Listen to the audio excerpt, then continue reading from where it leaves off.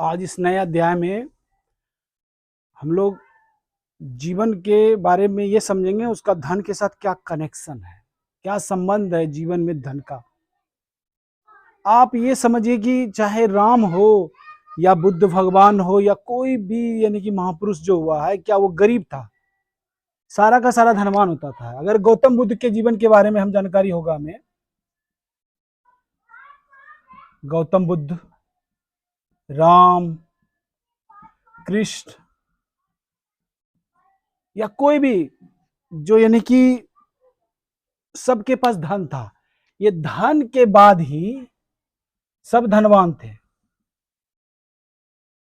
इंसान जब परमात्मा को प्राप्त करने के लिए पहाड़ों में जाता है, यहां जाता है, वो धन के बाद ही स्टार्ट होता है। अगर आप सब तरह से सुखी संपन्न रहिएगा तभी ना आप पहाड़ों में तपस्या करने के लिए, योग करने के लिए जा पाइएगा। नहीं तो आपको चिंता लगा रहेगा कि मेरा बच्चे का क्या हो रहा, मेरा घर का क्या हो रहा, मेरा परिवार का क्या हो रहा, उसका भविष्य।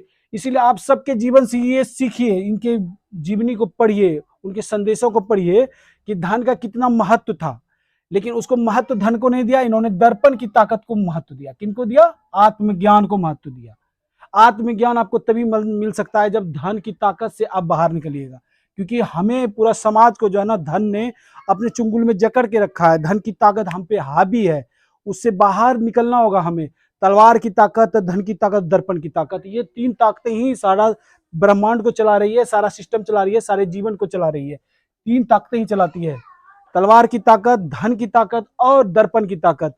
तो ये धन की ताकत से बाहर निकलने का जो प्रक्रिया होता है वही दर्पण की ताकत होता है। इसी चीज को इन सबों ने पहचाना।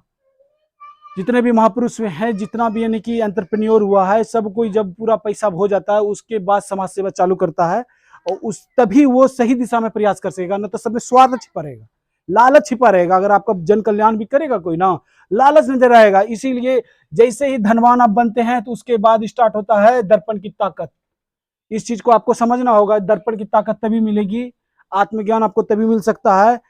इन सबों के यानी कि सिस्टम से आप समझिए कि राम भी धनवान था, फिर भी उन्होंने यानी कि वो अच्छा इंसान बन पाए। उनका नाम आज भी हम लोग लेते हैं। कृष्ण ये भी धनवान था, सब धनवान था। क्या गरीब आदमी कोई यानी कि बहुत यानी वो कर पाया? क्या करता है? वो आत्म दर्पण की ताकत को समझने के बाद ही कुछ बेहतर कर सकता है। दर्पण की ताकत को समझने के लिए पहले गौतम बुद्ध के ज्ञान को हमें समझना होगा। एक बार वो अपने शिष्यों के साथ यानी कि जंगल से गुजर रहे थे। उन्हें जोर से प्यास लगी। उन्होंने अपने शिष्य को कहा कि आप जाओ, देखो नीचे पहाड़ के नीचे जो है ना, कहीं पे आपको तालाब मिलेगा, वहां जल मिलेगा, आप लेके आइए।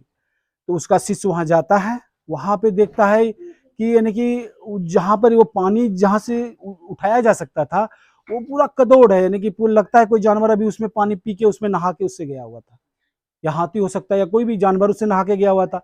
वो कुछ 2 मिनट इंतजार किया, लेकिन ठीक नहीं हुआ तो वापस आ गया अपने गुरुजी के पास। गौतम बुद्ध से कहता है कि ईश्वर, वहां जो है ना कि पानी बहुत ही गंदा था, जिसके कारण हम पानी आपके लिए नहीं ले पाए। तब उसके बाद गौतम बुद्ध उसको ये बताते हैं कि आप फिर से वहां पे जाइए और इंतजार कीजिए, पानी एक दिन अस्थिर होगा, उसके बाद उसको लेके आइएगा। तो वो वहां जाता है, थोड़े दिन इंतजार करता है, तो पानी में जो भी करवाहट थी, यानी कि जो भी यानी कि गंदगी थी, कुछ दिन बाद जम जाता है। उसी प्रकार समाज में जो भी गंदगी है, कुछ समय बाद वो ऑटोमेटिक शांत हो जाएगा। बस ये मत देखिए ये, ताकि हम जाके भी वहां पे यानी कि प्रॉब्लम क्रिएट कर रहे हैं, यही प्रॉब्लम का वजह है। तो वो वहां पे कुछ देर वेट करने के बाद उसको जो है निकाल के लेके आता है, पीता है।